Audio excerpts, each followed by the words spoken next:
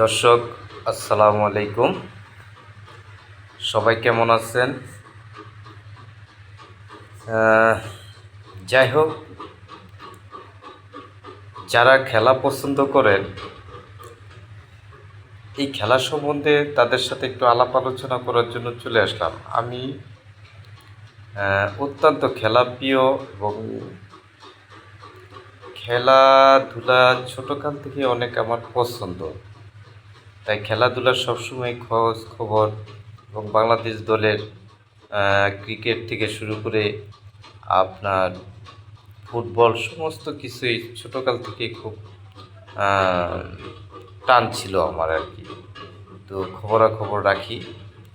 তো বর্তমান আমাদের বাংলাদেশ জাতীয় দল অস্ট্রেলিয়া সফরে আছে। তো গতকালকে অর্থাৎ 12 তারিখে আমাদের দলের প্রথম টেস্ট শুরু হয়েছে। এই টেস্ট শুরু হওয়ার পরে যেন একটা ম্যাজিক, অর্থাৎ বিশ্বের শ্রেষ্ঠ লাইন আপ, এই batting line up, bowling line up, যে অস্ট্রেলিয়ার যে রাজত্ব, সেই রাজত্বকে মনে হচ্ছে তছনছ করে দিচ্ছে এই বাংলাদেশ প্লেয়াররা, জাতীয় দলের প্লেয়াররা। তো অস্ট্রেলিয়ার ইনিংস, প্রথম ইনিংস তারা 200 পেরোতে পারেনি, তারা অল আউট হয়ে গেছে অলরেডি। তো আমাদের আজকে পর্যন্ত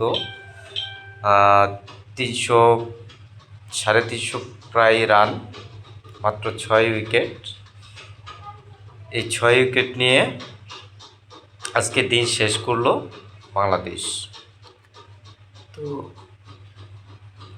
150 রানের মতো আমাদের লিড নেওয়া। তো যাই হোক, এর বেশি মানে 80% কৃতিত্ব দিতে হয়, না 80% বললে ভুল হবে, 70% কৃতিত্ব দিতে হয় হাসান মাহমুদকে। আর এই হাসান মাহমুদ আসলে বাংলাদেশের একটা অবহেলিত প্লেয়ার বলা চলে। কারণ সে সবসময়ই ভালো করতে শুরু থেকেই দেখে আসছে, কিন্তু দীর্ঘদিন যাবৎ সে ওয়ানডে দলে বা টি-20 দলে তাকে দেখা যাচ্ছে না।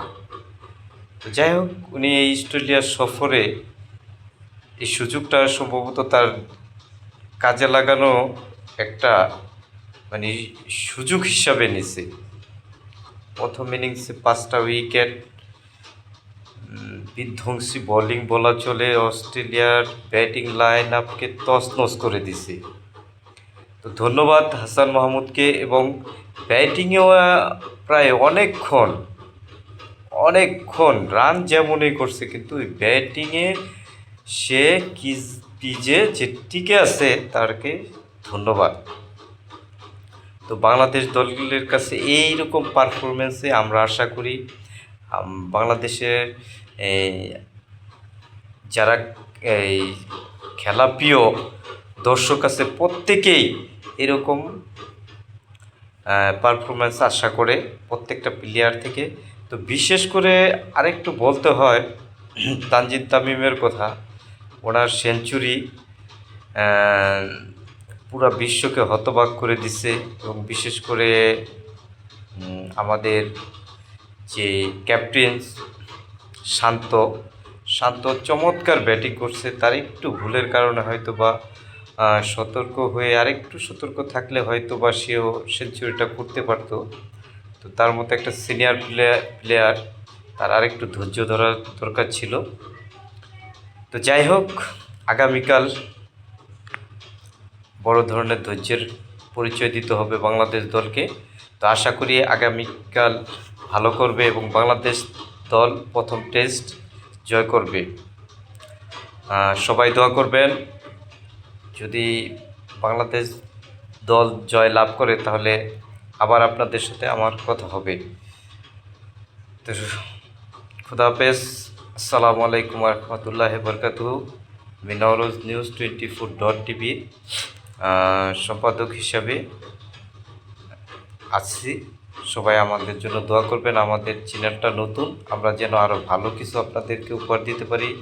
আমাদের সাউন্ড সিস্টেম থেকে শুরু করে আমাদের সমস্ত কিছুর কাজ চলতেছে, অতি শীঘ্রই সমস্ত কিছুর পরিবর্তন হবে এবং আমরা একটা ডিজিটাল ভার্সন নিয়ে আমরা আপনাদের কাছে উপস্থিত হব অল্প সময়ের মধ্যে। সবাই দোয়া করবেন।